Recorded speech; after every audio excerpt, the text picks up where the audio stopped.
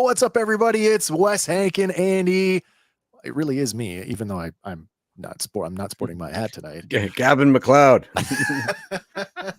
You're blinding us. You look great, man. Welcome aboard. I'm your captain. My name is Wes. I am joined once again with Hank and Andy. We are here. We are finally here. We have caught up. We are all up to date tonight on our Star Wars Day, May the 4th special with the first 3 episodes of Tales of the Empire. It's fitting. It's just like the prequels. 3 now, 3 later. Yeah, exactly. The first 3 episodes. That's right.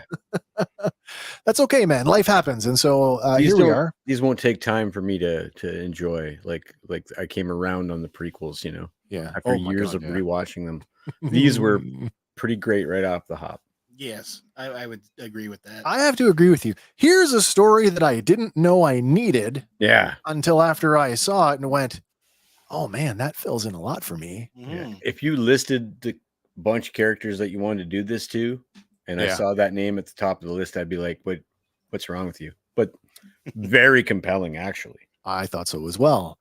TJC in the house. Hello, sir. I hope everything is going well. Yeah. Story I didn't know that we needed. Couple stories. I want to go back to that original, the poster. You remember when we did the poster breakdown? I put it out. Mystery there. I put it out on our social media. It's funny to go back and look at it now that we've seen it and all the mystery like stuff we didn't know about. Now we know. We know that the portal thing that was Mountain Mom. Yeah. Can we couldn't have, there's no way we could have known that. No. And the other woman, as it turns out, young Morgan. Yeah. So, and I had thought that. I thought that if we go back and watch, I had thought that. Yeah. But then so you were definitely you were ahead of but on that one. I was easily swayed when you said, yeah, but what about the face tattoos? Not knowing what we get. Exactly. That I found that very interesting to know that the facial tattoos were linked directly to the magic, Night Sister magic. Yep. I don't want to talk about too much because we'll get there organically, but I think we have our protagonists for what Thrawn is bringing to the galaxy in the Ahsoka timeline. Yeah. Mountain Clan. That's a very interesting thought. I wasn't thinking that far ahead, but now that you've said it, I sure am now. Army, right? Yeah. Should we open up with another one of those bad Star Wars jokes? Can't stop now. Yes, we should. Somebody's going to make a book about it. What do you got? Why is a droid mechanic never lonely? Oh, why is a droid mechanic never lonely? I mean, R2 would be talking to the computer and 3PO saying, don't put your thing in a strange computer. Yeah, true. Something like that, I think. Go stomping all over town. So, yesterday, TJ, yes, no hat. I know it's kind of my signature thing. I started going bald at a very young age. But yesterday I was outside doing some yard work with my wife, and I did not have a hat on. And so I'm a little bit sunburnt today. So I am giving the old skull a break. So yeah, this is me. This is what I look like. Sans hat, everybody. Nice. We should take a poll. Hat on or hat Vincent off? Price, 1964 Batman. Because I'm sure the overwhelming response will be put the damn hat back on. No, man, you look great. Thanks very much. You have a great shaped head. Bald doesn't work for a lot of cats, right? But you have your shape is excellent, sir. Trust me, man. If there was an easier way to keep it like off like to the wood, I would do it. But I can't be bothered to shave. The second it starts to go, and I'm blessed. I mean, I have to admit, I made 53 almost now. Yeah, man. And you've got like 16-year-old hair. It's crazy. Here's solidarity. Yeah, absolutely. Yeah, solidarity. But I always said I would never hesitate to Picard myself if the need arised. It's a good look. I feel like I'm ring around the dome Picard. So I'm Picard like right around season 1. Nice. Not Picard as of the Picard miniseries. There you go. Yeah, man. Okay, so the joke. Jesus. Why is a droid mechanic never lonely? I don't know. Because he's always making new friends. Always making new friends. Yes. Machines making machines. Oh. Oh, there you go. Michael Martinez, James Gunn, if you're watching, we have our Hugo Strange. Thank you Wicked. very much. I like that. Now we Wicked. just got to get you to sound evil. It's just not good enough. But speaking of evil, the dark side. Ooh. And before we get too far, I did enjoy the titles of these ones here. The Path of Fear, The Path of Anger, and The Path of Hate. Man, they're great titles. It's like a legacy line, right? It's a throwback to Yoda when he senses much fear in Anakin. He says, "You have much fear in you." Because these were the first 3 episodes, I sincerely thought we were going all the way. Fear, hate, anger, dark side. Yeah, I thought we were going there, and we didn't. So I'm like, I wonder if they'll do another Tales where they will use the other 3. Maybe. You know what I mean? Yeah. We'll have to wait and see on that one. Yeah, but our episodes tonight, they start out easy enough, I suppose. Where are we here? There we are. That's the one you want. Yeah, there you go. Much better. Yeah, that's the one. Us. Episode 1, titled The Path of Fear, originally aired May the 4th, 2024 for Star Wars Day. Has a listed runtime of 17 minutes, but comes in at 13:31 without credits and titles. This one is directed by Nate Villanova, written by Armando Rose Munoz, and the synopsis reads: a young Morgan Elsbeth seeks revenge after losing everything. So Frog Mom writing these ones. Oh, that's right. Yeah. So we get a new selection of droid helmets and whatnot this go around. Do we want to attempt to run through these? Because I think we're pretty solid on who they are. Yeah, we've got a bunch of them, including an RA7 protocol droid, Chopper, General Grievous, and Crosshairs in there too. Nice. Yeah, and then to round it out, I think we've got the B1 battle droid. No, that's not a B1. That's a commando droid. Is that a commando? That's for sure a commando droid. We've got what I think is Chopper in there. We've got Ezra's Imperial Cadet helmet. We have the Mystery Inquisitor. Crowface. Crowface, yeah. Crowface, yeah. And so we've got a Mandalorian in there too. A giant leap forward in the quality of these, even from the live action versions. I would wholeheartedly agree with that. Yeah. Still rocking the red and blue, the light dark thing. But there doesn't seem to be any balance to it, right? So this is what I'm getting at. I wonder by the time we get to the Acolyte in June, which Leslie Headland has basically said that they are moving away from some of the George Lucas attributions of the Force. I wonder if we will see a different, like, why don't we have a white transition? You know, that's already a pre-existing theme within Star Wars. Why not a white one? True. Anyway, just food for thought. Yep. But we open our episode with a really nice view of the sky over Dathomir, and all seems calm, but all is not as it seems. And as the camera pans downward, we hear explosions and find the forest is on fire, and the Night Sisters are fleeing from an onslaught from the Separatist droid army. And as they run from the advancing droids, we see that some of them returning fire with energy bows, including a young Morgan Elsbeth. Never occurred to me looking at that poster that's what we were looking at. No. So good for you, Hank.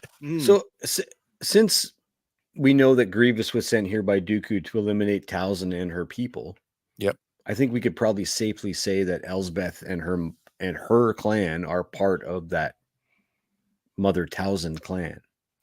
I believe that's safe to say. I believe that to be true. I mean, certainly the we've always associated. Now I know there's a forest fire here, but look at the red hues and tones that we're getting. That's very consistent with what we saw back in Clone Wars. So. Right. So we've already seen like the front half of this battle. Yes. But here in this episode, she repeatedly fires at an advancing B2 series super battle droid, but it doesn't slow down. And out of nowhere, another Night Sister wielding 2 sickles leaps in front, cutting the droid down where it stands. This particular Night Sister turns out to be Morgan's mother, Selena, who Morgan calls out too. She leads Morgan further back into the retreat with a group of sisters, and then they turn to hold their ground. Oddly enough here, young Morgan is voiced by Kathy Ang, while Diane Leanne Santo steps into the role of Selena. Oh, playing her own mother. That's very cool. And I don't know if it's super important to point out, but the bows they're using, probably a precursor to the one that Omega would use later on in the Bad Batch. They'd be very, very Similar in their having technology. that handle on the back end of them. Yeah. But we also get a fantastic wide shot of the advancing mix of B1 and B2 battle droids. And at the sight of this, one of the sisters calls for them to go. But before she can say anything, a green lightsaber bursts through her chest, and she falls to the ground, and the monstrous form of General Grievous rises and cackles. I mean, we knew that he was going to feature in this, and I know for me anyway, I was wanting a level of terror that we got from the Tartakovsky Clone Wars. It's the closest thing that comes to it, for sure.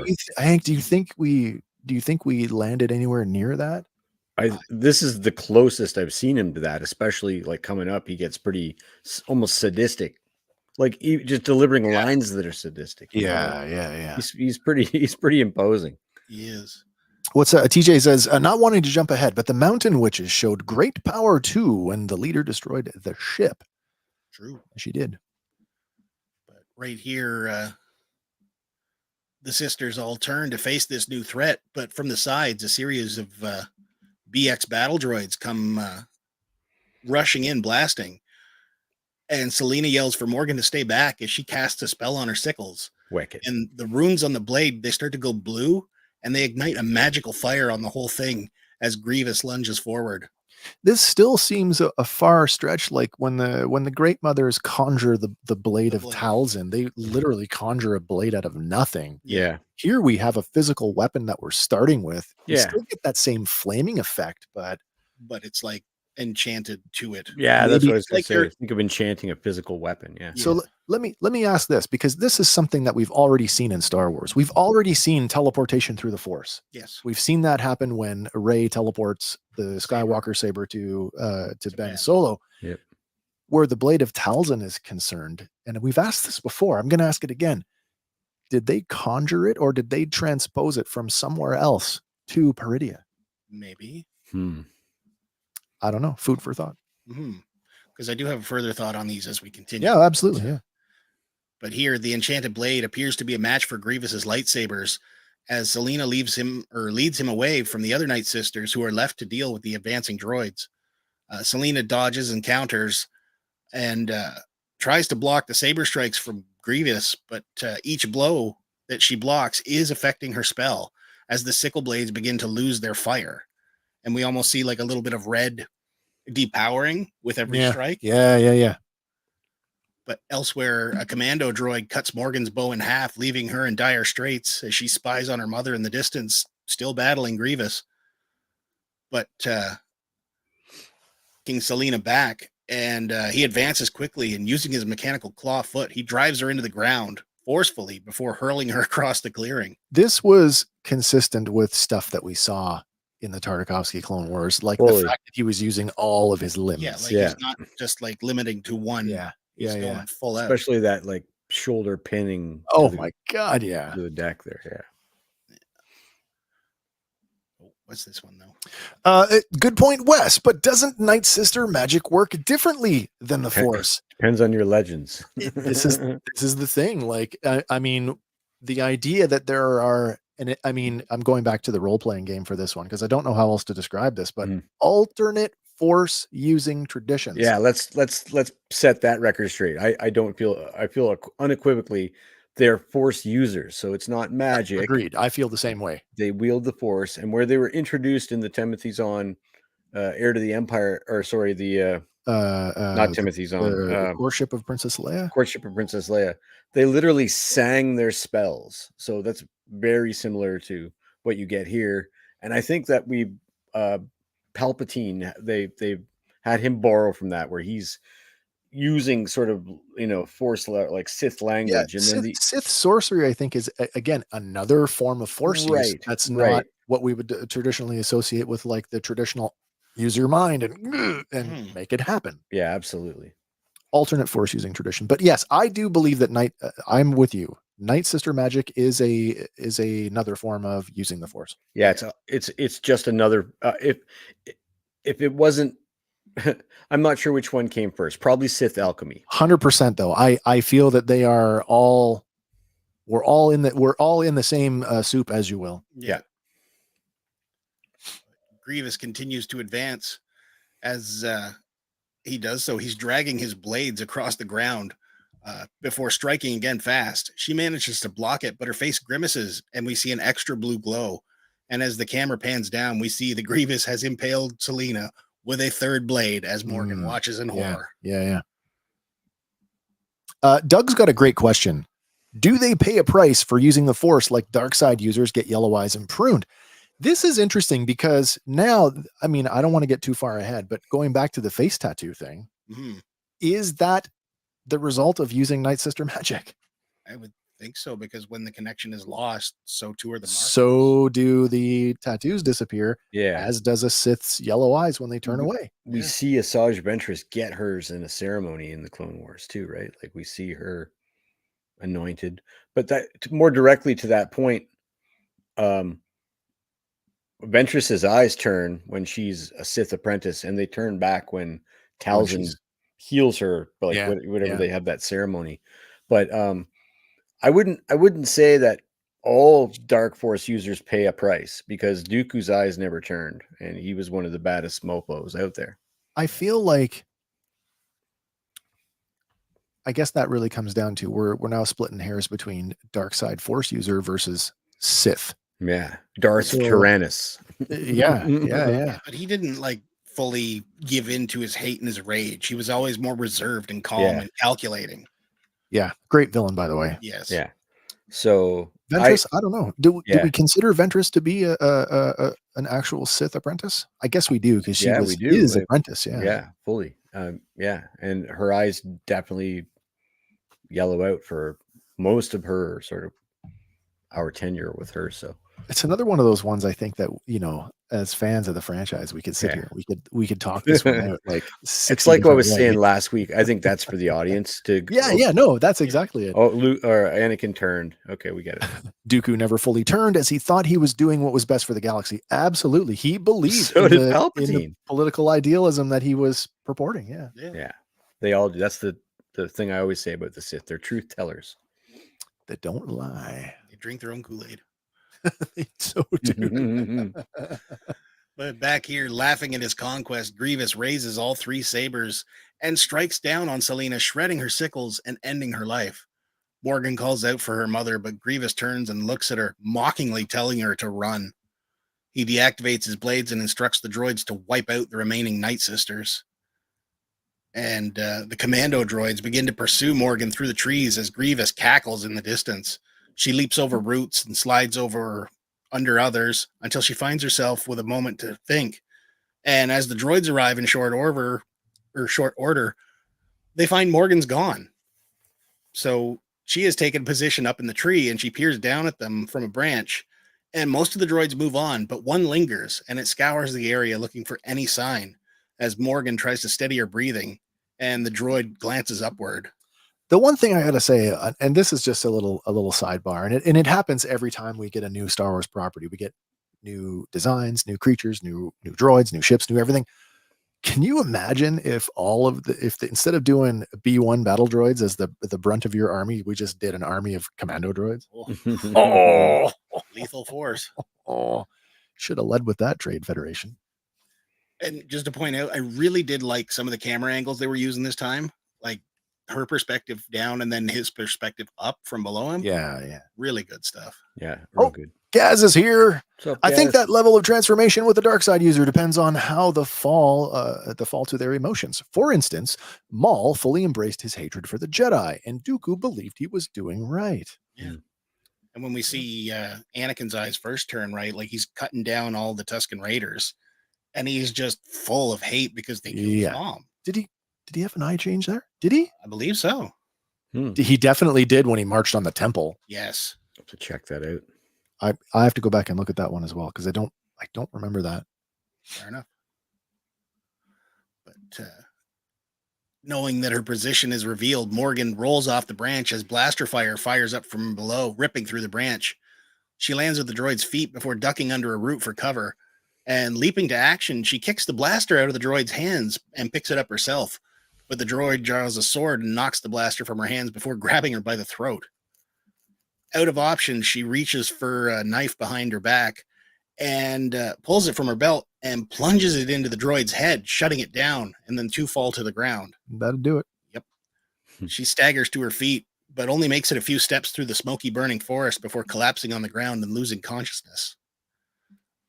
Then an unspecified amount of time later, we see feet walking through the battlefield, which is now quiet, and they pause and kneel at Morgan's ash-covered body.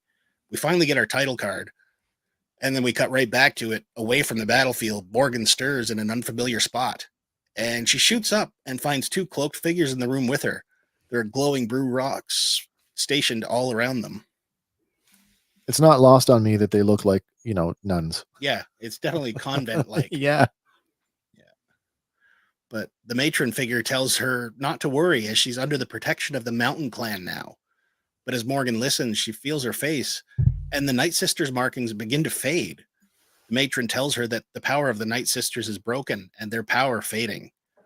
She continues that Morgan is lucky to be alive, and with that, the markings fade completely. It's an interesting idea that the markings are connected to the power, which means that, at least I interpret it, that it's a collective thing. It's not an individual thing. Yeah, it's like all working towards one thing. Yeah, right? yeah. I need to go back now. Like her piece of the pie, maybe. I wish we had a split screen, because I would love to see young Morgan's tattoos. They do not match compared to her Ahsoka, her new ones. Yeah, they don't match. I went back and I didn't think they did. Look, just in case they did, but no. She got the blacked out eyes and yeah. It is definitely like the football thing. Whatever design I guess they get on their face is determined by the Night Sister that imbues them with it. All right then. And since she just did the weird little. So do we have a shot of her with her mom? Early on, we can see them pretty good here. Do they look similar to her mother's? You know what? I didn't stop to think about that. I know I'm just bringing it up now, but it wasn't really something that I thought about earlier. Oh, well, somewhat similar. Yeah, I guess. Yeah, I can see it, but still different. Yeah. Morgan's got the one above the eyes, whereas Selena has 2. Yeah, 2. It's almost flipped. No, you're right. Yeah, it is, isn't it? Yeah. That's good detail. Good point. Sorry, I didn't mean to slow you down. That's all good. But the 2 cloaked women rise, and the matron beckons Morgan to follow outside so she may see what this dark day has wrought. Oh, the General Grievous. Hello there. Nice. He's shorter than I expected. The negotiator. Negotiations were short. Sorry, had to. That's one thing we didn't get out of Grievous. No, I was surprised. I was surprised here, right? at all of his maniacal cackling that we never got one out of him. Not one. Maybe this happens canonically before Windu crushes in the Tartakovsky. But that doesn't know. No, I mean I know. I know. Well, maybe it was just too smoky after this battle, and the filters were running at 100%. Yeah, maybe, I don't know. Couldn't keep up. But as the matron leaves the cave, Morgan follows. Oh, where are we at here? There we are. Outside, the other women of the clan watch her every move, and she reaches the edge of the plateau aside the other clan leaders, and peering out at the valley below, she sees black smoke still billowing up from the still burning fires. The clan matron tells her that all her people are gone, and she is free to stay with the Mountain Clan until she decides her new path. She lays a hand on Morgan's shoulder, but Elsbeth angrily pulls away, and falling to her knees, tears run down her face as she drives her fists into the dirt.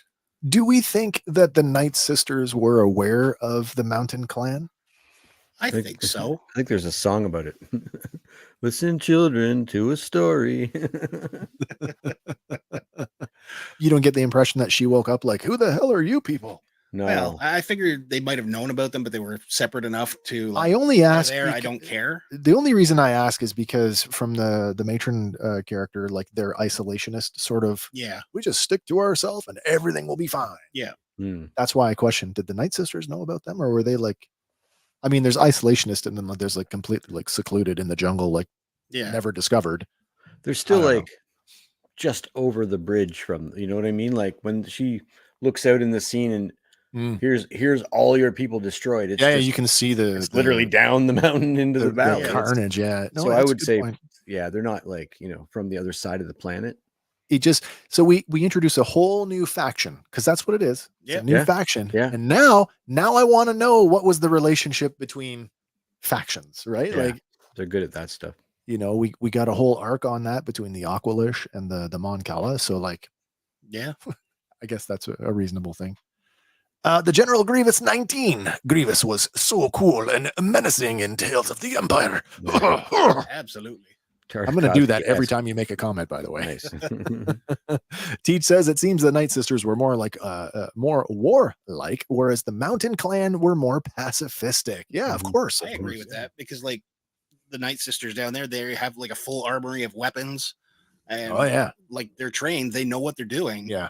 Whereas the Mountain Clan, you don't see any weapons, you don't see any training, if you will. And if they go back to the on Peridia, where we have that mountain vista of the father and the son and the daughter, if their light side, dark side force use goes back that far, then you have sort of reason, the Bogon and the Ashla. This could get really good. It could get really good. Later on, we get a fantastic shot of the Mountain Clan enclave cut into the side of the mountain. I just, as a quick aside, I totally thought of Mos Espa and the slave quarter. You know what I mean? All the cut into the stone. Yeah. We find Morgan and she's sitting near a fire warming her hands. And as she stares into the flames, the cackles of General Grievous haunt her mind. Close by, 3 girls quietly discuss the possibility of the droids attacking them, but the matron appears and assures them that it will not happen. As long as they leave the droids alone, she suspects they will leave the clan alone. And the clan leader then advises them not to allow their fear to take root, that informs them that the hunt is to take place today. And she looks to Morgan and tells her that she may join Nolly if she likes. And Nolly gives her a small nod, and we cut to later on where we find the 2 girls making their way down a rocky path, each armed with a regular bow now. So, no technology like Night Sisters. No, that's true. But like you said, we don't see anything with the Mountain Clan. No. So we're living a simple life. Exactly. But at the sound of an approaching aircraft, Morgan pushes Nolly down behind a rock for cover. And just then, 3 separatist gunships fly by as they watch on. Morgan notes that the droids are still hunting, but Nolly tries to assure her that they're safe in the mountains. But Morgan counters after asking after what she's seen, do you still believe that to be true? And then a 4th gunship flies past, and Morgan tells Nolly her friends they're right to be scared. Nolly hangs her head, and a look of shame comes across her face for questioning the clan leader. But Morgan continues that their way of life will no longer be enough to protect her people. She then kneels in front of her and tells her that she can help her. She need only ask. Nolly doesn't respond, and Morgan leans in further, stating she watched her mother die. She then asks if Nolly is prepared to do the same thing, knowing there was more that she could have done. And she meets Morgan's gaze, but still doesn't answer. I did a total ship nerd moment. I know it's a droid, but like nice to see. And I can't remember the name of this one. This one was another droid. Those are battle droids hanging off the bottom, by the way. Yeah. It's like a portable army. We saw these in Revenge of the Sith. They were used extensively in the Battle of Kashyyyk. Yeah. Nice to see them again. We fade to later on, and Nolly enters her mother's chamber as Morgan and the other 2 girls sit by the fire. Inside, the clan leader asks what's troubling her, and Nolly again questions if the droids will leave them alone. And pressing the matter, what would they do should the droids attack? But the clan leader cuts her off, citing how she hears the words of Morgan Elsbeth on her lips, and she restates that they must follow their path. Nolly nods, but with a hint of sadness behind her eyes. She leaves the chamber only to find Morgan and the other 2 girls heading away. So she rushes to catch up and asks what they're doing. Morgan tells her that these 2 have asked for help, and the 2 girls try to justify it with just being prepared. But Nolly tells them that they should trust in their ways. But they bluntly ask if Nolly is coming or not. And as Morgan stares at her, she reluctantly nods. Anybody want to take a guess at the giant rocks emitting light on the floor? Maybe. Are those the biggest chunks of kyber you've ever seen? Oh, Purified kyber? Maybe. You would think the Empire would be all over that then. I would think so. Maybe they're rare. Maybe they're Maybe.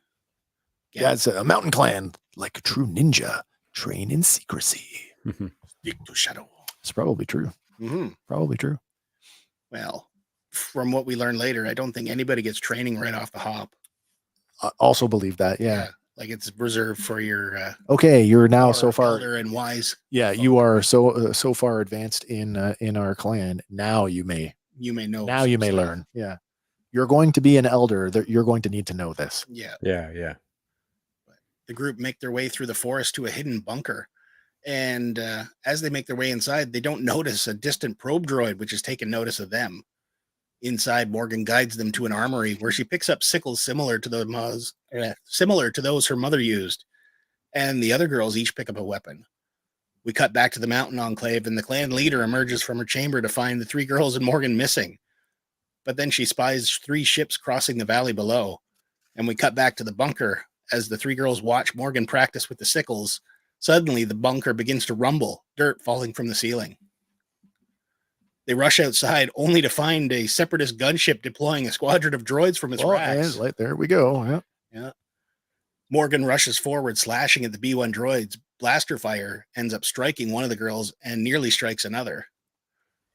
The gunship then drops a second row of B-2 super battle droids as Morgan and the girls continue to trade fire. Oh, crap. Yeah. But suddenly, the gunship opens fire on the bunker, and it completely destroys it, and the explosion knocks one of the girls flying. Yes, Gaz. You gotta... Roger.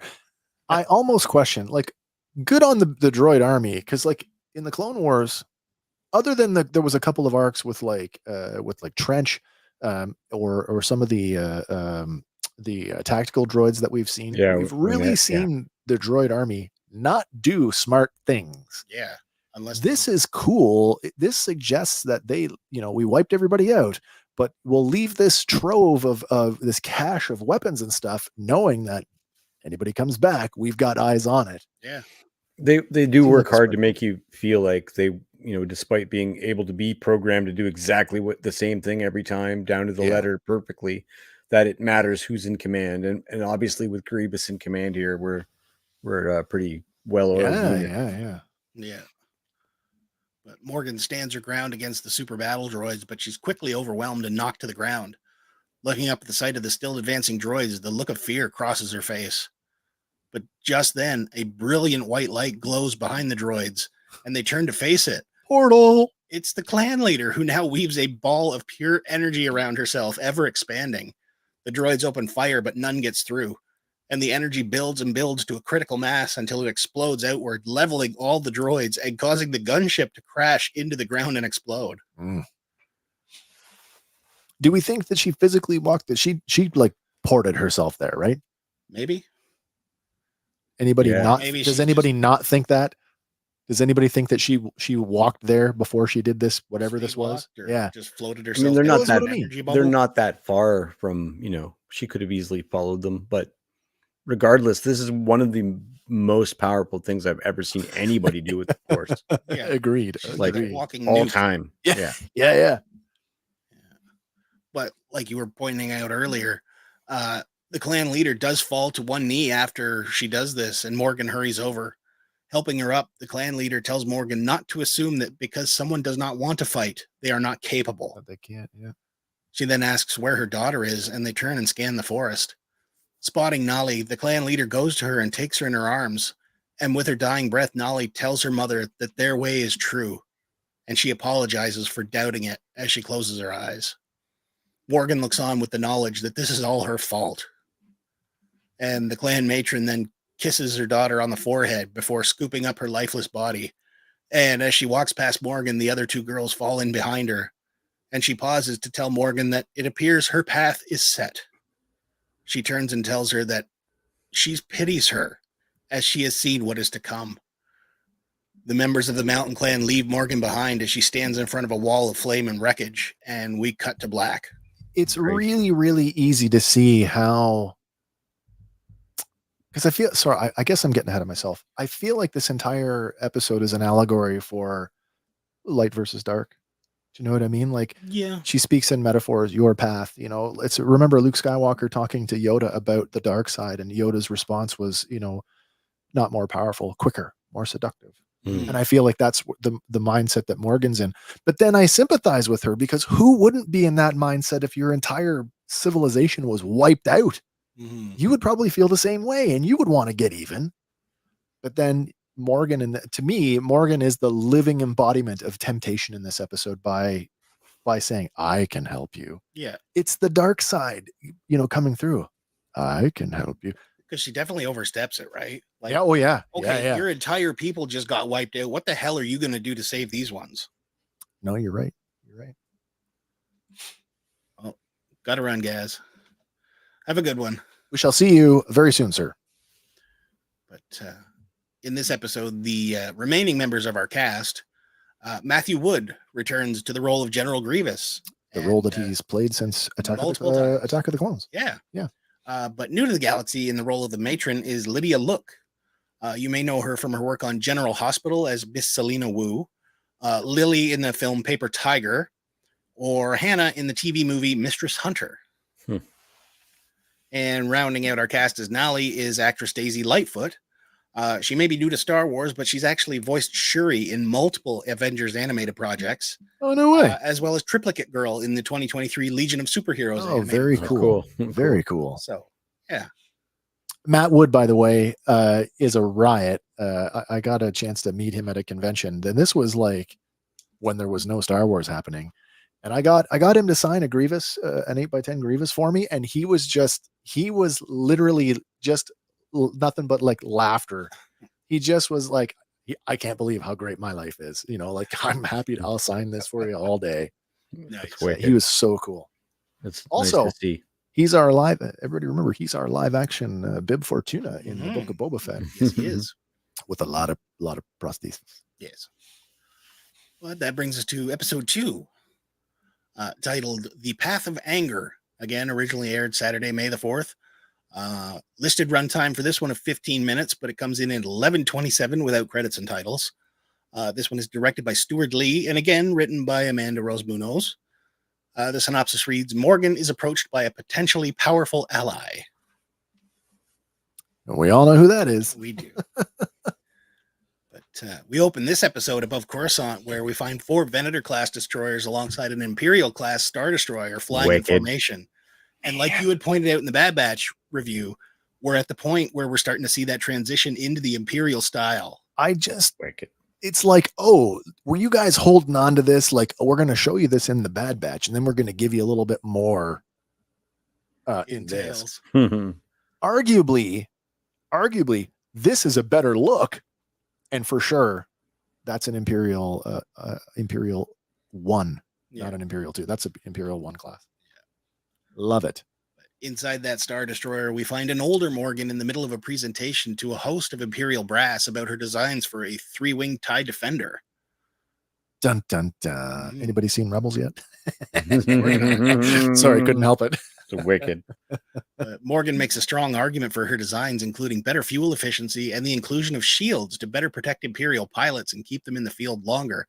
But Moffus Dane is first to speak, and he questions the feasibility of the production of her starships. Morgan relates that her base of operations is on Corvus, and she is fully stocked with the raw materials needed, just as many of the planet systems are in the local system. But with that, the Moff thanks her for her presentation and tells her they will not be pursuing a deal with her.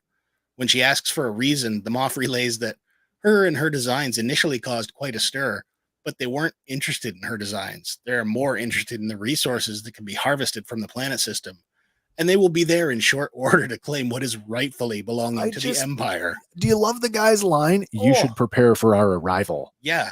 She glares at him, and with fire in her eyes, he tells her, go back home to your planet and prepare for the arrival in short order.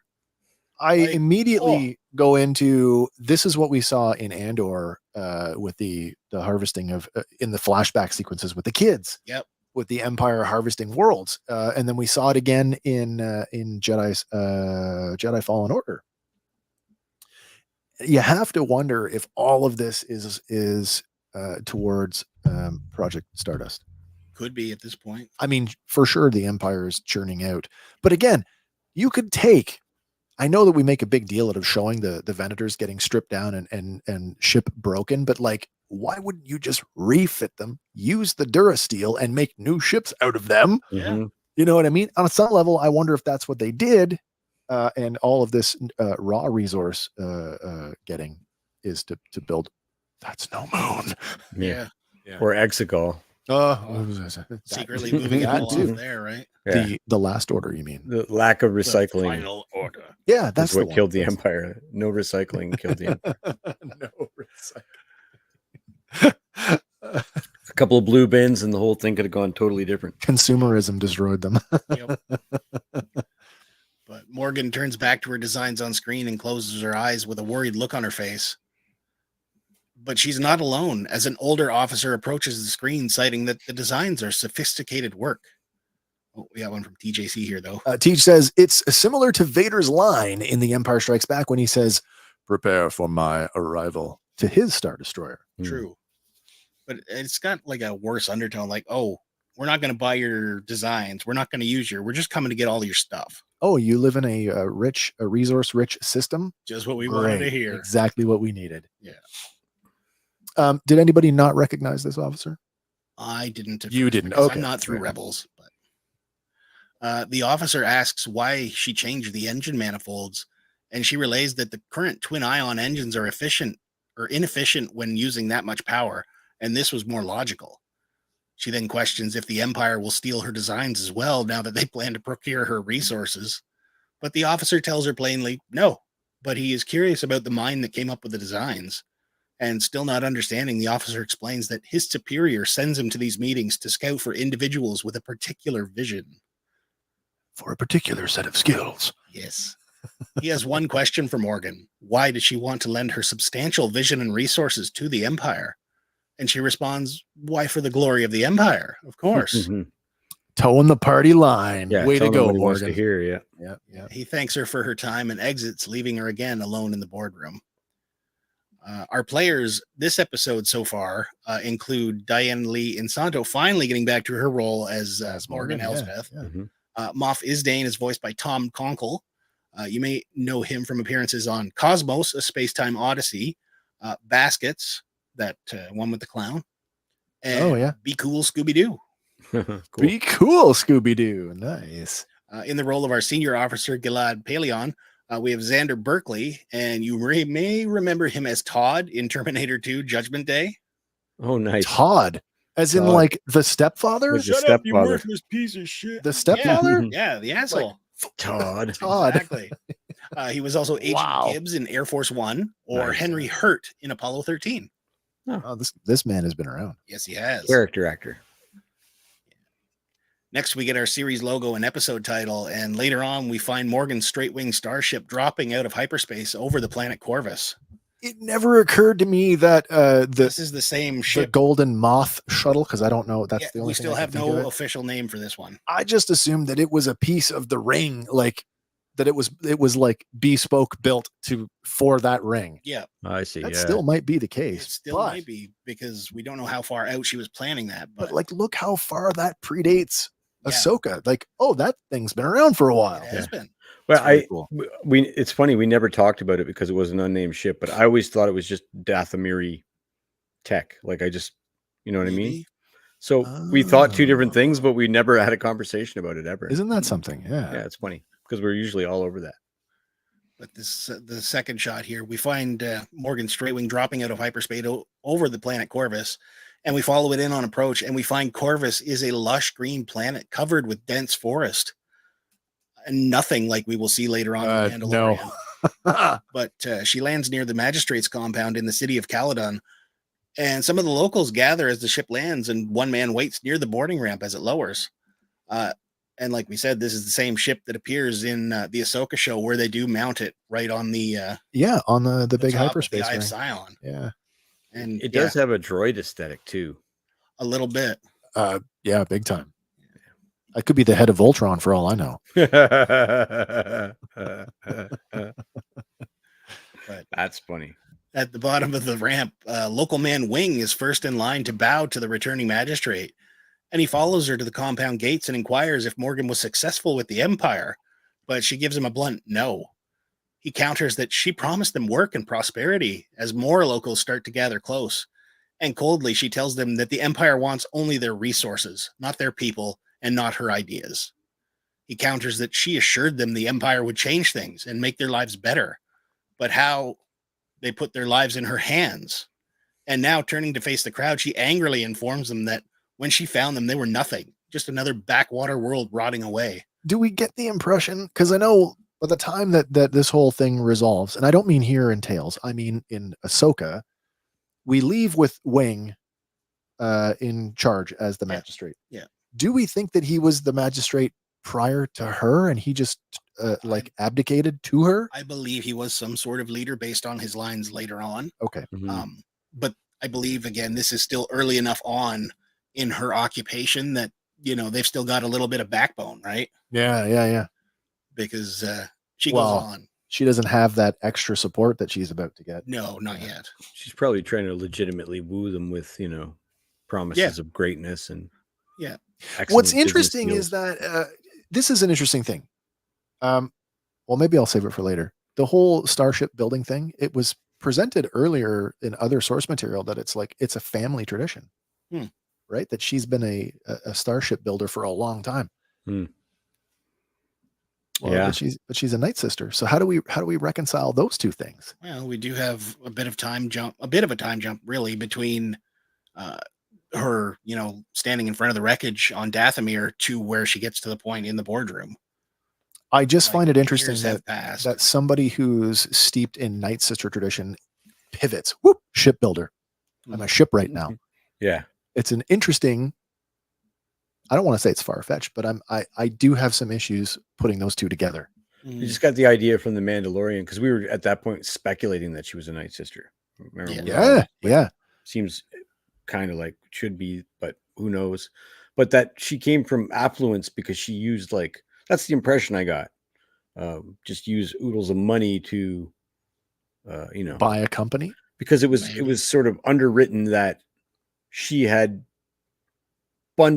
she had built ships for the Empire the whole time. Exactly. Right. But we kind of know that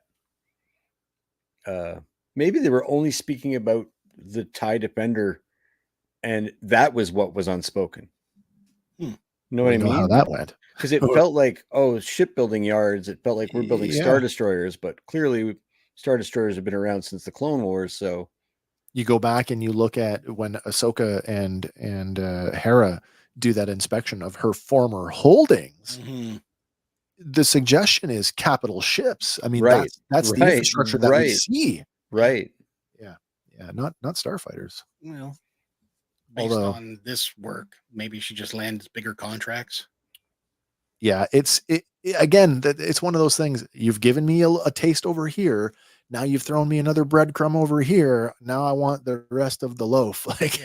You got to fill that in for me. If you were to get your hands on those Imperial resources, or Yeah. provide like a faction within the Empire, like Thrawn, a system of resource-rich worlds. We see them build the Death Star in less than a decade. You know, like, so that's not impossible that she could do that. It's a little strange that she would fulfill that role, but going from a Night Sister, where very clearly a communal way of living, to being taken in by another clan who also is a communal way of living, to out on your own and independently wealthy. And not lose a step battle wise. Like you're in top form from your Night Sisters days when you encounter a Jedi and you go toe to toe. It's an interesting, I'm not saying that it's not possible, but it is an interesting like leap for me that just it's as it stands right now is a little thin for me. Fair enough. But going back to here, she starts to list off what she's done for them, including building their fortifications and giving them strength to control the local systems. But an Aqualish steps up and interjects that they let her run their lives and how the people of Caladan have worked for their success, and she's lied to them. But she calmly tells them that everything comes with a cost. But Wing counters, including failure. The crowd starts to murmur and growing louder. But as they start to move forward, one of Morgan's droid guards steps in, pushing a local back. And with that, she turns and walks into the compound with the gates closing behind her. I like that Aqualish only speak basic in animation. Yeah. Yeah. I was just going to say that.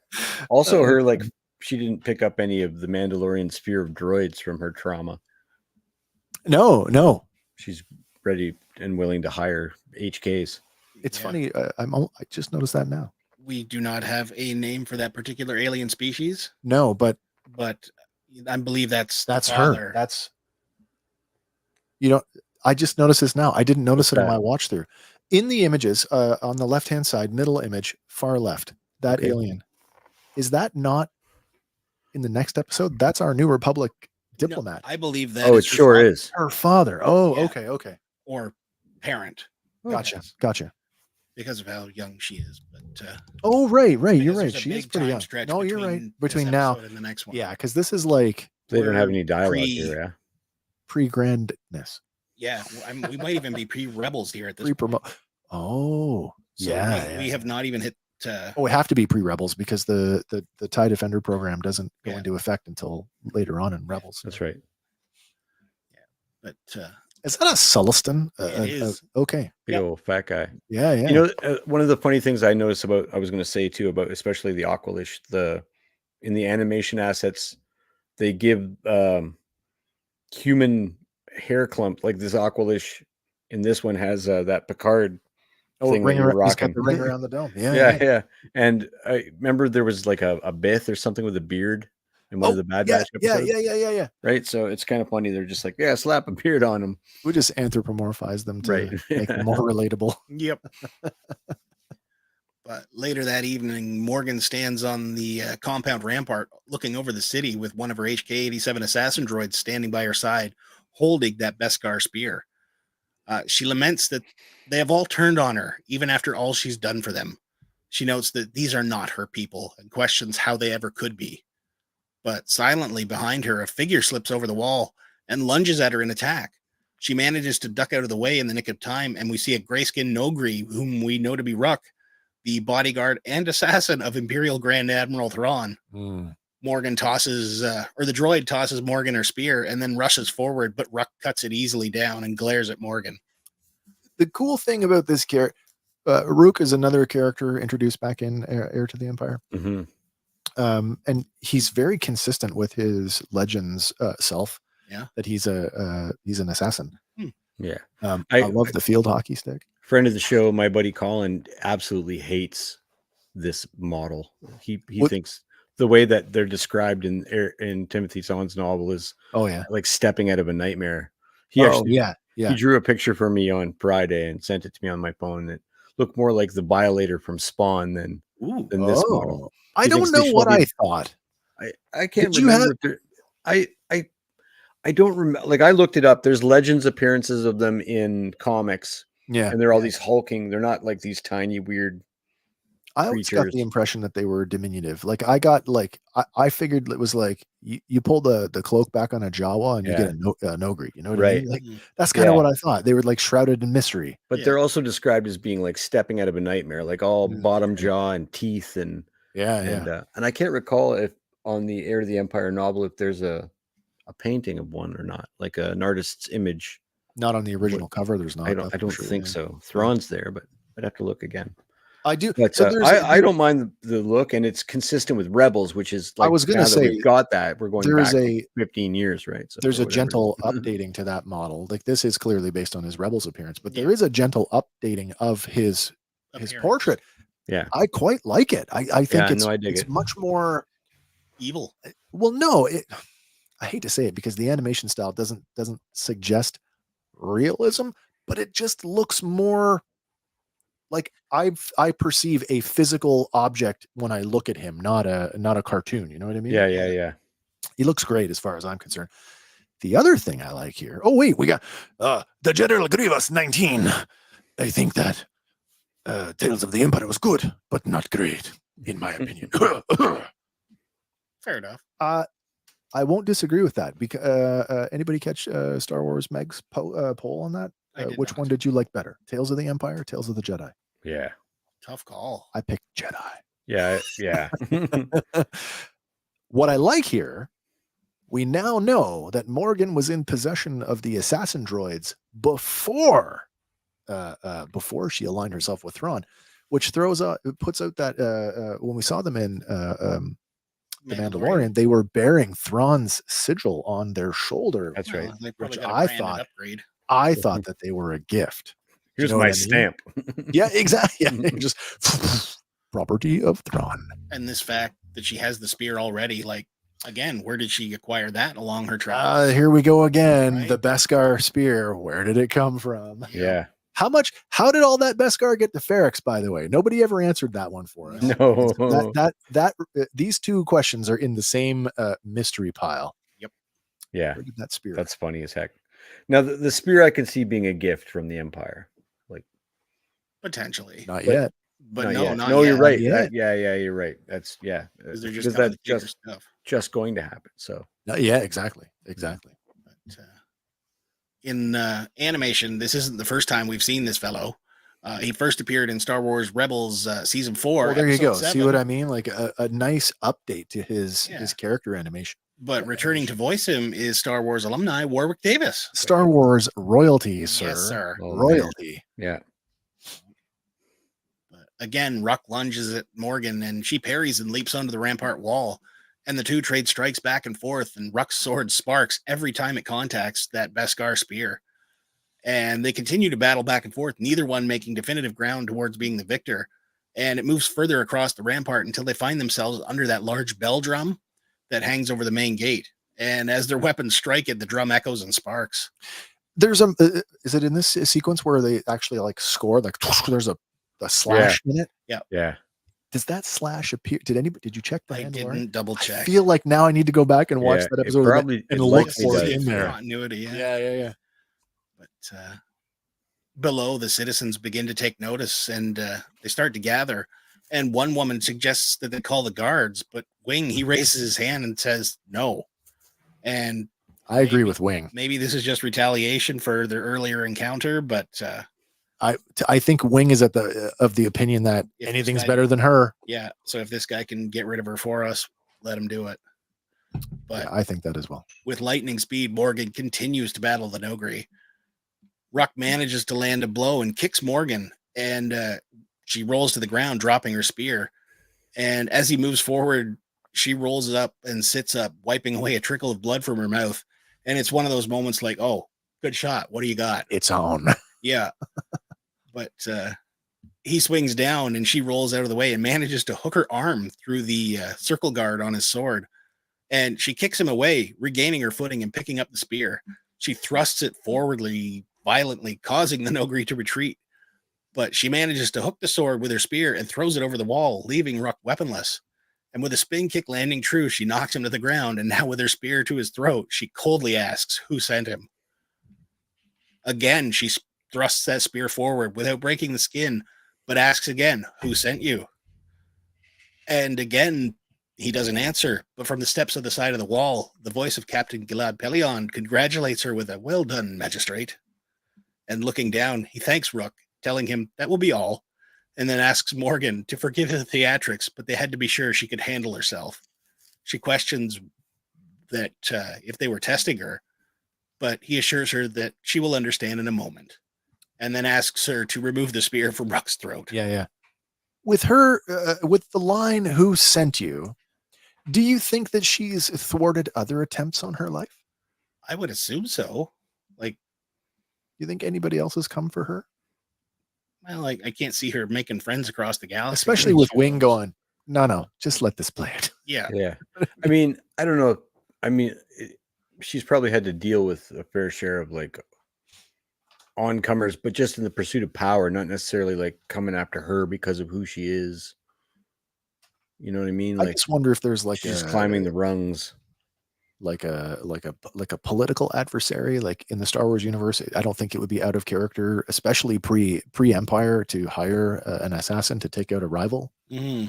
You know what I mean? I mean, she could be thinking that Moff Isdane sent him just to, clear her out before the Empire arrives, right? Maybe. I don't know. And if that's the case, then she would know where to aim the spear. But it is a natural question. Who sent you? Yeah. Makes perfect sense to me. It just makes me wonder. Oh, is this not the first time how she's many had people to? are coming after you? Yeah, really. Yeah.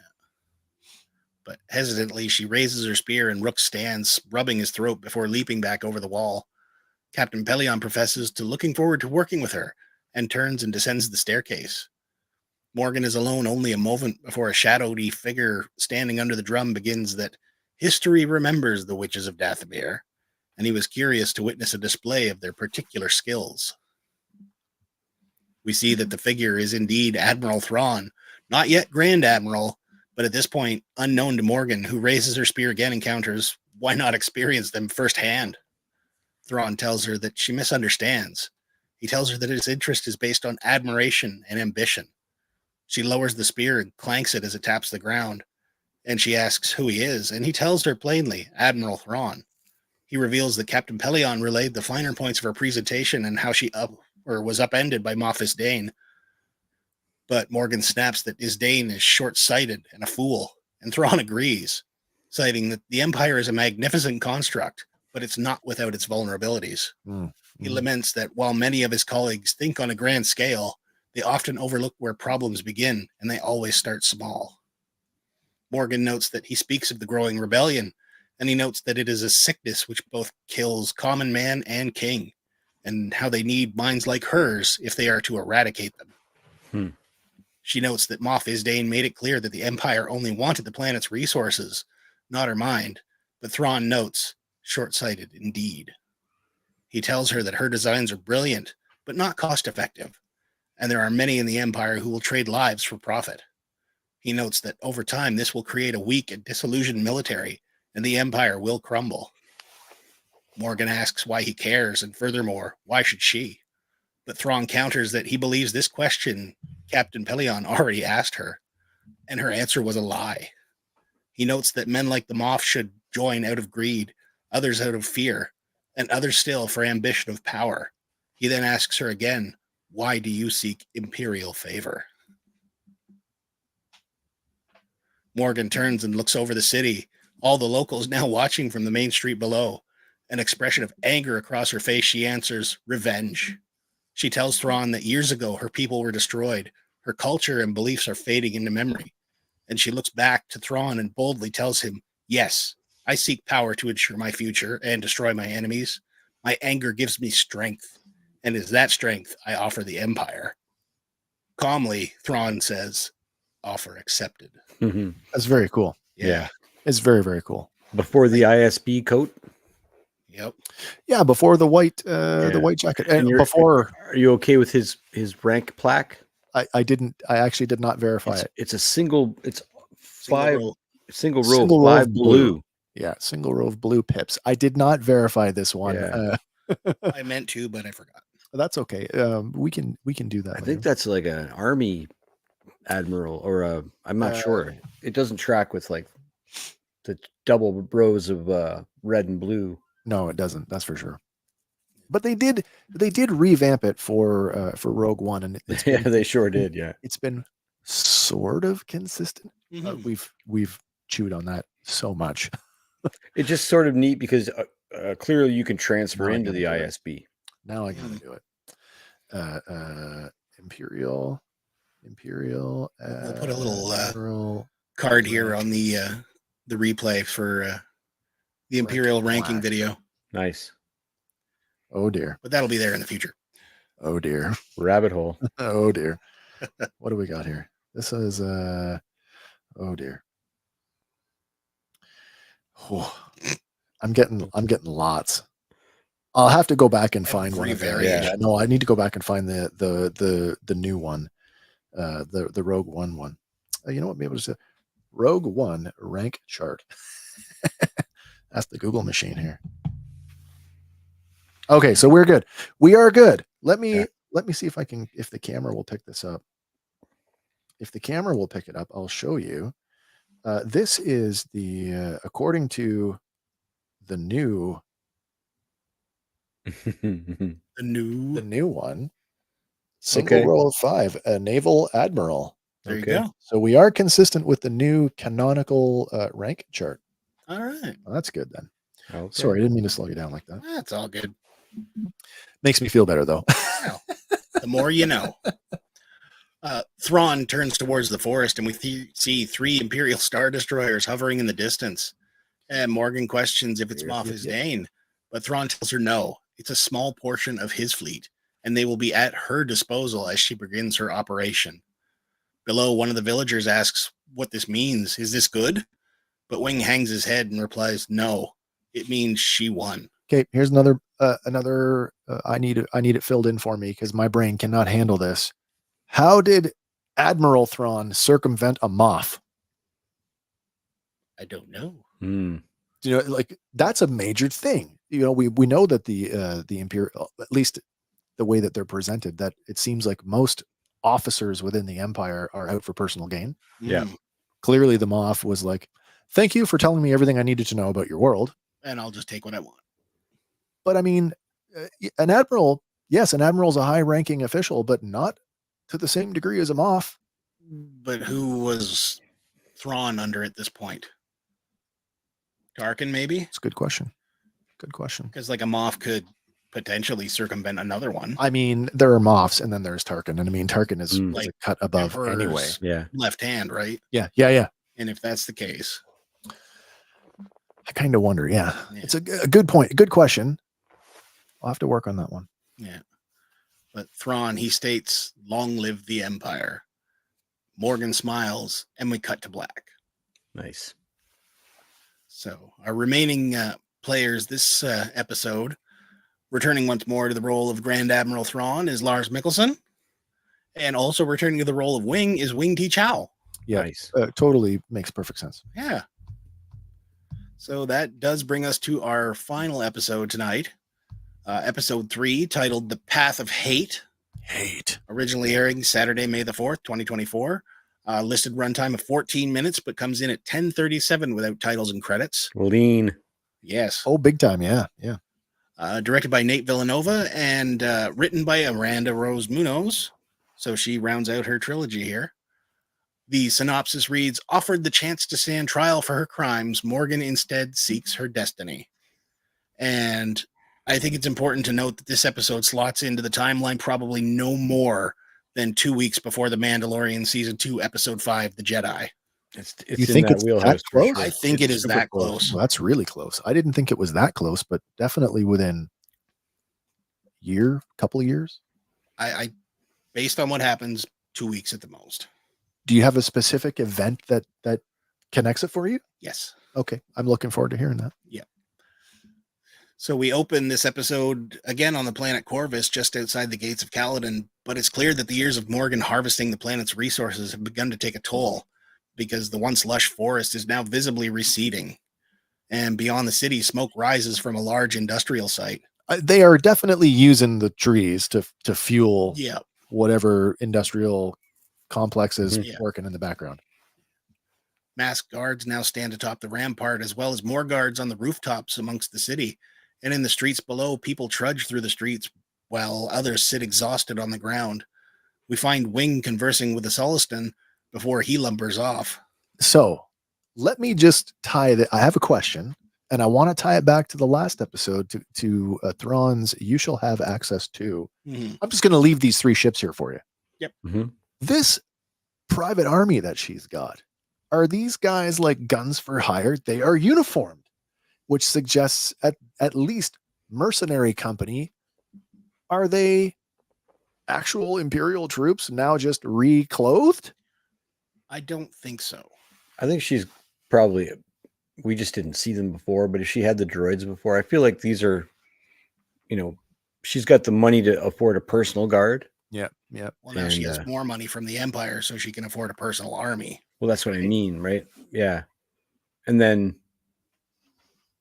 I mean, it's just, we don't actually see how much are those ships just there? Do they have the full complement of ties? Do they have the full complement of troops? Are they just so she can deconstruct them and start building more? Like, you know what I mean? Here's a template. Yeah, so there's a lot of questions there. Yeah, there is. Certainly 3, well, I don't know. I can't remember what the numbers are from the role-playing game, but let's say 6 divisions of stormtroopers. would keep you pretty secure if you had them stationed in your city. You would think that's true. Yeah, you would think so. But at the same time, perhaps because of what we were talking about with Mopastain, maybe this is kind of under wraps. Like maybe this isn't meant to be like an imperial operation. Maybe not. Maybe not. So we are landing on this is a private army. Yeah. 100% private army. Yeah, it feels so. That way to me. Okay. There's a line coming up here that will kind of reinforce that. Sure. Okay. But just then a blue New Republic shuttle comes cruising over the city. It's got 2 rear thrusters and it lands just outside the gates in the clearing. A ramp lowers and a greenish blue alien wearing a robe containing the emblem for the New Republic, along with a detail of New Republic guards, exit the ship. They're followed by an astromech who waits on the ramp as the party approaches the city. Black Series figure coming soon. Yep. The alien addresses the guards, telling them to open the gates in the name of the New Republic. And the 2 guards on the rampart tap their earpieces, then open the gate. And as the group begins to enter, the astromech watches from the ramp with a little beep of concern. As they enter the city, they take note of guards with blasters up on the rooftops. And as they approach the magistrate's compound, they are met by an older, more weathered Wing. And he questions, Nadura, is that you? And she greets him with a hello and then asks why she's come back.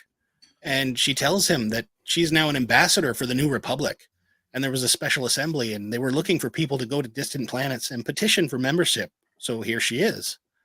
Wing questions the New Republic. And Nadura tells him, yes, the Galactic Empire was defeated. You don't know? Interesting how there's been essentially a media blackout here. Yeah. Mm-hmm. Nobody knows. Yeah. Wing leans in and tells her that some news reaches them more slowly than others as one of the rooftop guards step closer to the edge. Nadira looks past Wing to the magistrate's compound and notes that it looks like things have gotten worse since she left. And hanging his head, Wing laments that he should have never let the witch take over. So there's that line where he basically handed her control. The witch. I should have never let her take over. Oh yeah, that definitely puts it in.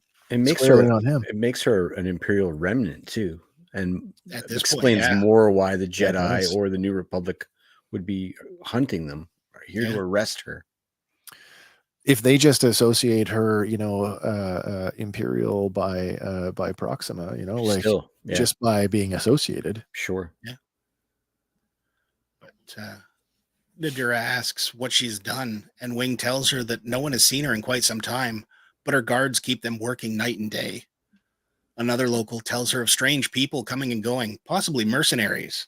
And that's why I think all these mercenaries show up. You get right. That's how we get what's his name? Terminator guy. Yeah. Do we have a species on her?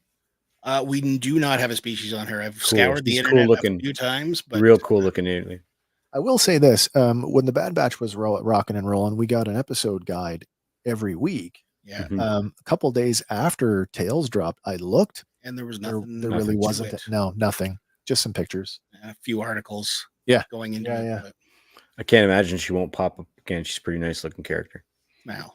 It's a very cool design for an alien. It's I hate to say it's kind of Star Trek-y. A little bit, but it's nice. I like it.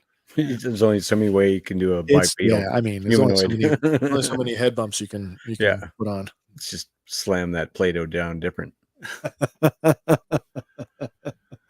Wing relays to her that the people are afraid, but hopeful Nadira points out that she has her guard, but Wing doesn't think it will be enough. But she elects to speak with Morgan anyway, but Wing doesn't think it's a good idea. And she tells Wing not to worry, as things have changed. Everything has changed.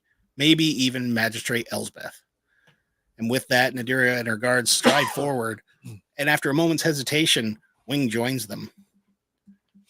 With that, we get our series title card, and before we rejoin the group, steps ahead from the gates. Without a word, the gates open, and they enter. The interior gates swing open, and they enter the water-filled courtyard as they survey their surroundings. The door to the keep opens at the center, and Morgan Elsbeth appears, holding her Beskar spear. She is also accompanied by an HK-87 assassin droid. And she strides out, and as she sets her spear, it rings on the ground. Ting! Yeah. That's that same ping that we heard. Yep. Mm-hmm. Yep. Nadira is first to speak, informing Morgan that she is here on behalf of the New Republic. She further tells her that she has brought a petition to the Senate for Corvus to become a member planet, and they are willing to accept it. But first, Morgan must step down and relinquish control of the local systems. Morgan looks down at the fish in the ponds to the side of the central walkway, and Nadira continues that if she does not comply, she will have to arrest her. And at this, Wing hangs his head. This is a real different approach to, we're here to petition new worlds into the New Republic to step down or you're under arrest. Yeah. I was going to say they've already accepted Corvus. Like, it's, it's a done deal. As long as she steps down, you're in. Yep. But Navarro, a bureaucrat in an office, is like, no, F Navarro. Yeah. But Nadira implores her to leave now peacefully, as it's what the people want. But Morgan counters, and how would you know what the people want? Morgan continues that she remembers Nadira and how she left long ago because working in the factories did not suit her. And again, clanging that spear on the ground, she cites that Nadira felt to work there was beneath her. But Nadira tells Morgan she had no intention of laboring for her in what she calls fair wages. She continues that Morgan has all but enslaved these people. And coldly, Morgan tells her that she can't stop what has begun. No one can. She tells Nadira that she has had a vision and she will fulfill her destiny. But with authority, Nadira tells Morgan she won't let that happen. But Morgan scoffs and tells her, I hope you're prepared to back up that statement. And with that, Wing steps forward and pleads, please, there is no need for conflict. Nadira continues, citing Wing is right. And she tells her that her crimes are well known, again asking Morgan to step down and turn herself in willingly. And with hope in her eyes, Nadira relays that she can help Morgan get a fair trial and implores her not to burn down everything around her. But coldly, Morgan tells the ambassador that her world has been burning since she was a child. Why should this one be any different? The tension is palpable with another clank of her spear. She informs her guard, kill her. Just like that. Yep. And the guards at the gate fire on the New Republic guards, killing two. But the New Republic guards get out their blasters and return fire. The two guards at the gate are followed by New Republic blasts, and another shoots the HK-87 assassin droid. The soldier tells Nadira to get to the ship, and two of them and Nadira manage to get through the gates as one remaining soldier stays behind firing on Morgan. Multiple shots are fired, but she deflects them all with her spear before impaling and killing that guy. That's pretty serious. Good eye reflex. Yeah. Having ducked for cover, Wing remains on the bridge as Morgan strides forward and looks down at him and tells him he should mind his tongue as the people need him more than she does. As the two remaining New Republic guards and Nadira rush down the main street, rooftop guards quickly dispatch them, leaving Nadira fleeing for her life all alone. She radios to the astro droid R8, who we find out who it is, to send a distress signal. And the little droid rushes up the ramp using his scomplink to patch into the ship. Back at the magistrate compound, though, Morgan strides out, flanked by two guards, and Wing follows out shortly thereafter. Nadira begins to weave through the streets and alleys as the rooftop guards scan from above. Nadira takes cover by a wall as she watches the guard over the main city gate move away. And seeing this as an opportunity, she dashes forward for the exit. But Morgan and her two guards continue to march up the main street. And as she rushes out towards the shuttle, Morgan nods to the two guards up on the rampart to fire on her ship. And they each fire one of those explosive pucks. Some very familiar looking sticky bombs. Yeah, which attach to the ship. And we've seen these super recently over in the Bad Batch, used not only by the Empire, but Crosshair as well. Yeah, absolutely. Inside, R8 continues to make a distress call, but the two detonators have already begun their countdown. Nadira continues towards the vessel, and it's almost within her reach. But it's too late. The detonators explode, causing a chain reaction, destroying the ship and mortally wounding Ambassador Nadira, who is thrown back from the force of the blast. We see her charred body land on the ground among the smoke and fumes as Morgan watches, having now taken position up on the rampart. A squad of scout guards move out from the city past Nadira, each equipped with flamethrowers. The scout guards indiscriminately begin shooting flames in all direction, setting the dense forest ablaze. and black smoke begins to rise into the air as the flames spread, consuming everything in their path. I stopped the episode. I paused it.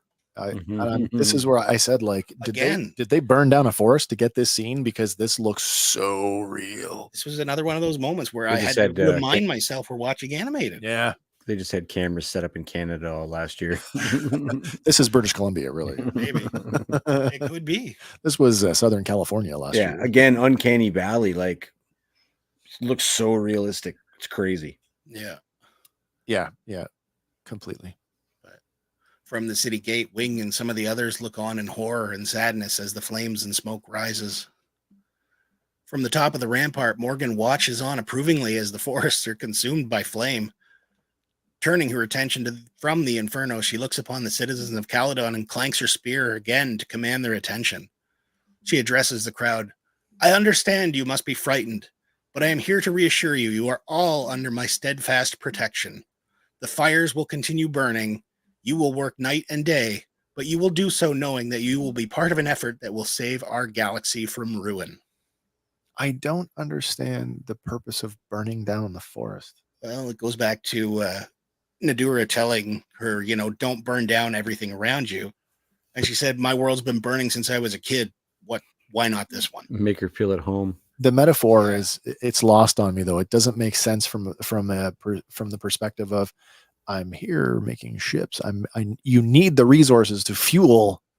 Why are you burning it down? It doesn't make sense. She's so close at this point, though. Maybe the core of the wood can I don't know. I don't know. Charcoal. They're using charcoal. That's what it is. There it is. I mean, they would have defoliated it anyway.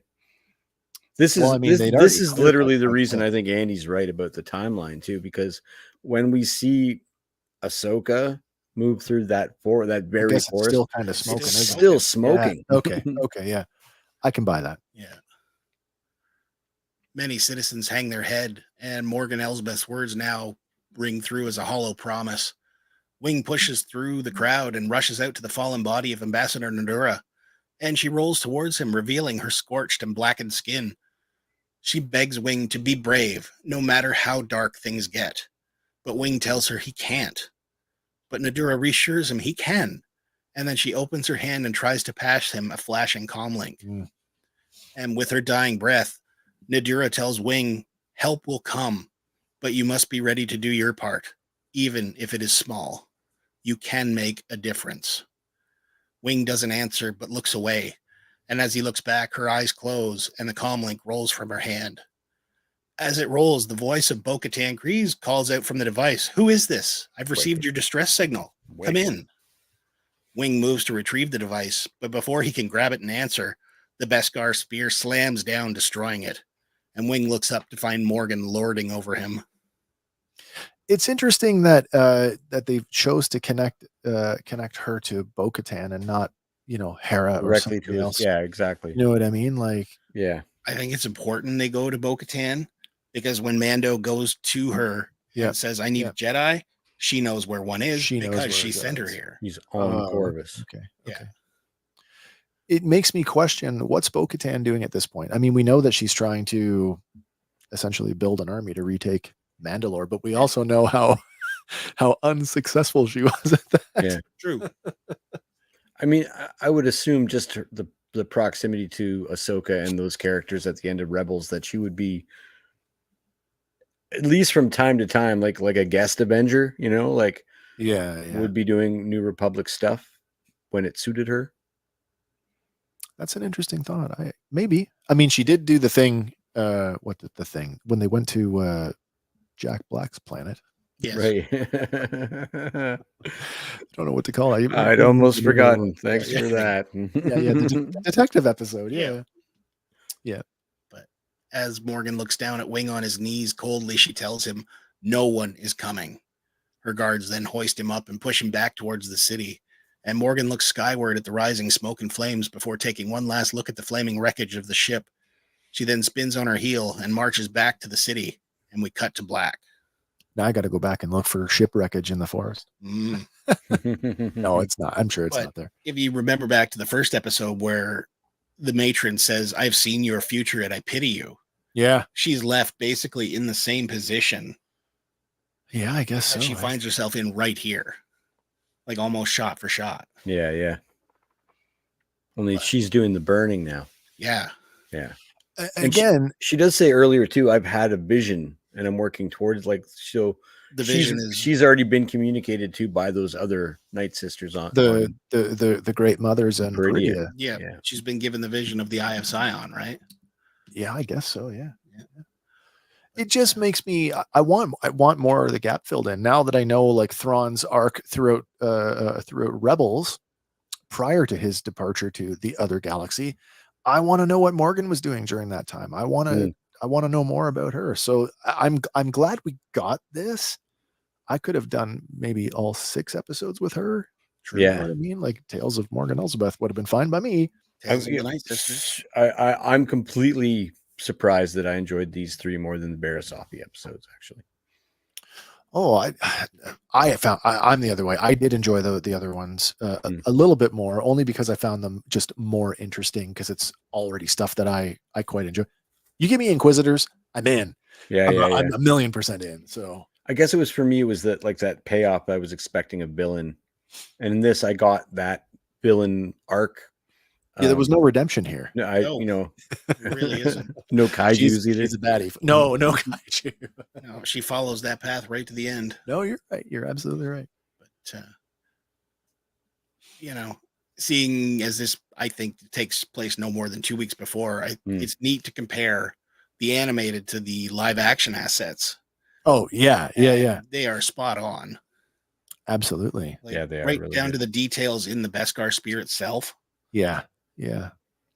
Even the little forehead mark, the notches in the haft of the spear. Yeah.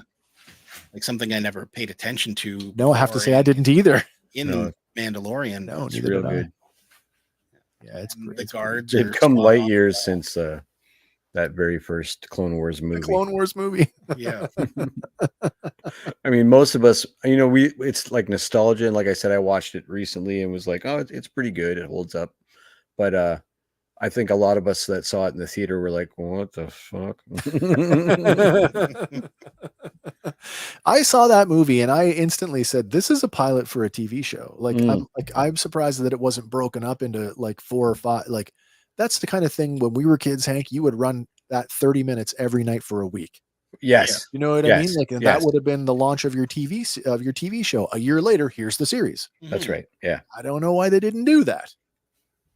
Anyway. Yeah, like even the details in the courtyard are all. Oh, it's all there. Perfect. Yeah. No, it's great. No, it's really good. And that brings us to finally our players for this last episode. Once again, in the role of Morgan Elsbeth is Diana Leanne Santo. Wing is back as Wing Ti Chow. And no stranger to the franchise in the role of Ambassador Nadura is Shelby Young. Yeah. Nice. So Sadie Sackhoff with 2 words. Yeah. Who is this? I got your distress call. Yeah, exactly. But yeah, that brings us that brings us to the end of our coverage of Tales of the Empire. Hope you guys enjoyed that. Going to go back to that thing we talked about last week, the meme. Once this came out, did you guys see the meme where it was like Tales of? There was like a bunch of Do you have a front runner of what you would like to see next if they were to do a Tales anthology series? What you would prefer it to be centered around? Tales of the Jawa.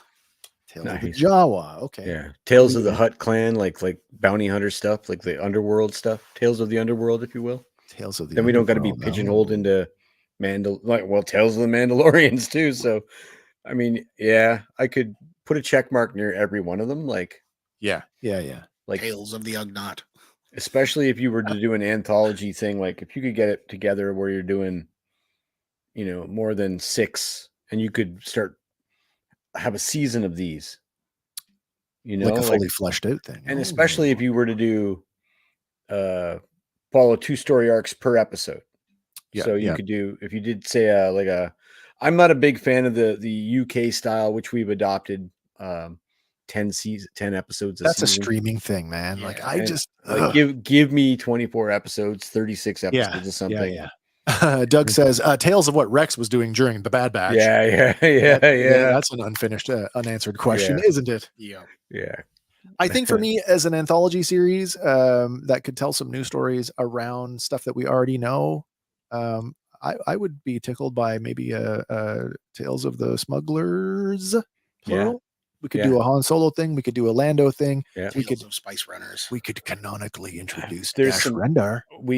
like Dr. Afra. There's some comic stuff that we haven't dipped into. Yeah, but certainly now we've had Tales of the Jedi, Tales of the Empire. Yeah. Tales of the Senate. You got to make it. We're definitely going Tales of the Rebellion and then Tales of the Resistance. We're definitely heading in that area. Tales of the Senate. Tales of the Senate. We would watch the shit out of that. There's that committee meeting we wanted to watch. Yeah. Speaking of Tales of the Senate, in the comics right now, in the Vader comic, Sly Moore has an Imperial faction, and she is plotting against the Emperor with Vader's help. It's so good, guys. It's so friggin' good. That's very dangerous for her. Is that part of what spun out of the Free Comic Book Day edition?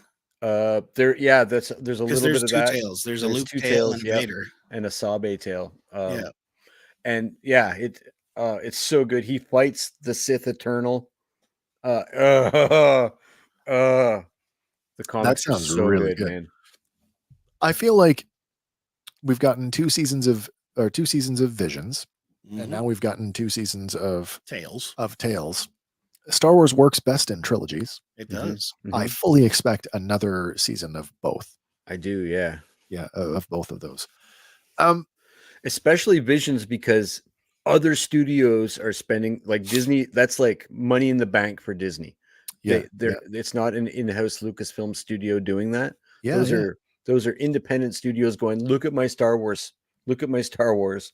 I could see a place where they go, and this would be super cool, a fan film, kind of like, okay, we're gonna have a contest. We're gonna air the 3 best fan films on Disney Plus. There's some good stuff out there. There's some good stuff. They could go crazy with that kind of line of thinking. There's a billion stories to tell in this galaxy, and and the galaxy is just getting bigger. I mean, as we introduce new properties, it's not getting any smaller. No. Yeah. Have you guys seen the indie film Mr. and Mrs. Sith? No. I gotta check that out. That sounds yes, great. You do. It's short, but it's sweet. Basically, Darth Maul is sparring with her name escapes me. What does she look like? Sexy red Sith. Darth Talon. That's it. Yeah. The Twilight Sith Lord. Yeah. But they're spawning back and forth, and it's basically ripped out of the fight scene from Mr. and Mrs. Smith. Nice. So they're going back and forth, and they ended on such an awkward moment because she licks his lightsaber. Oh, and he's like, there's some forceability. Yeah, but it's super good, well choreographed, incredible fight scene. There's lots of good Star Wars fan films out there. We could probably turn that into an episode. We could curate our favorite fan films and sort of just talk about that. Them. Would be dope because it goes all the way back to the Hardware Wars. You guys remember Hardware Wars? Widely considered the first Star Wars fan film. So Hardware Wars, when I was a kid living in Western Canada, Hardware Wars actually was shown on pay TV on Super Channel. Yeah, man. Yes. Yeah. That's how I saw it. Absolutely. Yeah. Dirk Humbucker. I would have to say there's a big gap, and there probably was some work done that I'm not privy to, but there was a big gap, and then it would have been Troops. Was the thing that Troops was just launched the whole show. Yeah. Troops was brilliant. That was the early days of the internet. I believe I have. It's an episode of Cops done Star Wars stuff. He's got a bomb. He's got a bomb. Ringing a bell. It's really, really good. Yeah. Where are we going next, guys? I don't know. Maybe we're going to Marvel. So we are at a point now where we have a gap in our Star Wars coverage because The Acolyte does not come out until June 4th. Yeah, we got a few weeks till that. June 4th. So we'll be back on Tuesday for our regular installment of Random Fandom. That's back on now. Are we? I thought you were off the 14th. I'll have to double check my calendar, but how random. I believe I'm good to go for this week. I'll let you know. Okay. That being said, we do plan on covering X-Men. We've got one more episode of X-Men 97 coming out this week. Yep. So potentially next Sunday, we could talk X-Men 97. Or if we want to invite another panel of guests, we wait a little longer and we get some friends in on that. Could be good. That being said, I am still shocked as hell at this week's development. I did not think they would go there at all. Neither did I, to be honest, but I'm quite excited that they did. Yeah, you realize what seeds are planted through that beginning. The intro of the episode? No, the ending. The end. Oh, yeah. There are Is it spoilers? Or is it spoilers? It's a Star Wars show. If you're watching us, you had no business. I'm of the opinion. Now, I love the idea. When it happened in the comics, it blew my mind. Yeah. And I also had to say it's about time because why did he never do that before? Because he never gave in to his anger. I've always said that Magneto is such an underrated and underpowered. Totally. Lauren would say he lacks imagination. When you consider, I would not say he's underpowered. Absolutely, man. Flip the friggin' planet. No. Like, they don't use him like that, though. He could pull the iron filings of exactly your what I'm blood. saying. They don't write him as lethal as he could be because of how closely magnetism is related to electricity. They are synonymous. And I mean, if you're the master of magnetism, you are also the master of electricity. Yeah. And that means I don't care what your mutant power is. I'm going to stop your heart. You're done. You're done. Yeah. Wolverine is not going to come back from that. I'm sorry. But as cool as the visuals were, and watching Jim Lee draw that was one of the best things I've ever seen. Oh, the Feral Wolverine is the second worst thing Marvel Comics ever did. Yes, they took away his nose. Next to maximum clonage. Wow. Okay. Oh, come on. There's worse than maximum clonage. Yeah, I haven't read it. Brand new day. Brand new day, everyone. Yeah, that's kind of. That's the deal with Mephisto, right? Yeah, one moment in time. I actually thought, and of course, because remember when you guys were all like going nuts over X-Men, I was off in my little corner reading New Warriors, right? So I kind of missed a lot of stuff. Yeah. But when Storm lost her powers this season, I'm like, Extinction Agenda. Yeah. Yes, Extinction Agenda. Yeah. No. Disappointed. I still could, though, because of the way they pick and choose and meld storylines together. We could still get that involved, like coming in season 2. Yeah. My favorite thing about Bastion is that having sort of become disenchanted with the comics industry as a whole, the last thing I ever bought was X-Men Omega, which was the resolution to the Age of Apocalypse storyline. Was vast, and I think hundreds of issues were involved in that across the whole X universe, some even into the other Marvel titles. But I remember it being $7.90, and now this is like that's a comic price now, but it was $7.95 at the time, and it made me sick to my stomach, and I stopped reading comics forever. So I was like, as far as I know, that the Bastion is the first non-Chris Claremont storyline that the animated series has ever tackled. I don't know. I could not confirm nor deny that. So sure. And it's new territory for me. I don't know Bastion from the comics. I've read the Marvel 616 entry on him on the fan page on their official website as well. Yeah. Just to bring myself up to speed. But it's cool to have a character that I don't know diddly about. And for because you start to watch and you go, oh, I know, oh, there's that storyline, and then they mixed it with this one because the adversary was the Extinction Agenda, but they kind of compress it down. Mm-hmm. Yeah, like, you remember? I can't remember the New Mutants had their adversary, X-Force had Apocalypse, and the X-Men had the adversary. Well, the big villain for Extinction Agenda was Cameron Hodge. Mm-hmm. Yeah, Spider Cameron. Spider Cameron. Spider Cameron. Might as well put him in the Wild Wild West. Yeah, with the is that the Marauders? No, he was more of a. I thought he was more in line with the Phalanx Covenant. Yeah, that's probably better. Yeah. More anyway, in them. We're in the weeds now. Way off the weeds. We're in the weeds. Tune in next week when we'll actually talk about the X-Men. have no fear. I've got a couple things up my sleeve. I would like to get back to doing, and I say this a lot. I would like to get back to doing some more short form stuff for you guys because we are sorely needing some as we've been streaming now consistently for 3 years. Yeah. So it's time for some short form content, and because we have a gap between shows between now and the Acolyte, look for some of that to come soon. Nice. What other housekeeping points? Oh, I should remind you folks, in case you're not aware, for those of you who are listening on the audio platforms, Google Podcasts is going away. That's not up to me. That's a Google decision. Everything is being ported over to YouTube Music. So if you are not already subscribed to us on YouTube, there is another reason to pick us up over there, because then you can get the full video version as well. Mm-hmm. Cool. And yeah, I guess that's it for me. Yeah, pretty much all I got. Oh, I did manage to go up to Kinmount and see. Did you see the Movie Man? The Music Man. The movie. The Man. Movie Man, yeah. I was delightfully surprised to see myself and my dad in it. Come on. Yes. You guys were Nice. getting Crowd footage and yeah. taken in a movie, and there you were. Yep. Oh, that's good. You've been immortalized in film Twice now. again. That's nice. That's awesome. Again. I thought the show was over and we were just having our casual chat after the show. That's kind of funny. It's kind of funny. Yeah, we're still live. Wicked. It's good to put my pants back on. Wait a minute. What are you doing over there? That's awesome. All right. I've got nothing else, guys. Yeah. Hank, you got anything you want to close out on? No, man, super happy. It was real fun to do this. Yeah.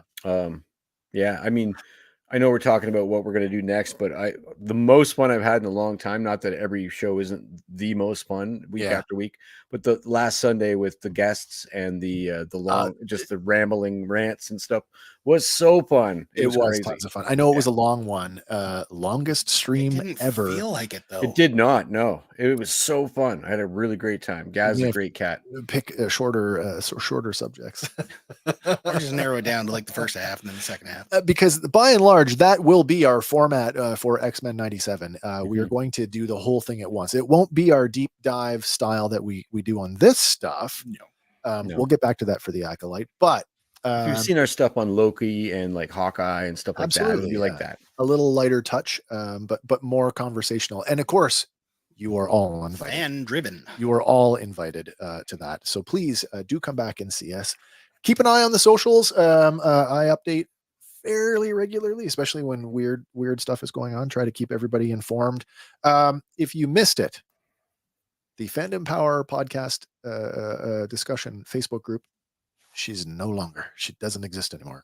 Went the way of the dodo. It's gone. If you are fans of us on Facebook, you'll have to pick us up over at the Facebook page, but we still have a presence there. Yep.